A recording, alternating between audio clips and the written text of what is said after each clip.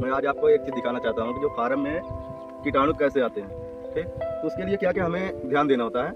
तो पहले हमारे क्या है, हमारे गेट है, गेट के सामने एक कुंडी बनाना पड़ता है छोटा सा, उसमें फार्मोलिन और एंटीबायोटिक कुछ भी A to Z केमिकल डाल के रखना। जब भी जैसे देखिए हम लोग कहीं से घूम के आते हैं, पैरों में कीटाणु लगा रहता है, तो जाहिर बात है कीटाणु लगा रहेगा तो हमारे फार्म में बैक्टीरिया चले जाएंगे। इसके लिए क्या करना होता है, हमें कुंडी में हाथ और क्या नाम पैर को भिगोना इस तरीके से। आप लोग इस तरीके अगर करते रहेंगे हमारे फार्म में बैक्टीरिया होने की संभावना बहुत कम हो जाएगी। ठीक, इसके बाद आइए हम आपको चीज़ और दिखाते हैं। ये हमारे यहाँ कलई रखी है, चूना जिसे कहते हैं, चूने हम करते हैं। क्या होता है कि एक बार अगर वहाँ से कुछ बैक्टीरिया चले आए तो दूसरा यहाँ पे खत्म हो जाए। अब क्या होगा, हमारे फार्म पे हम जा सकते हैं आसानी से।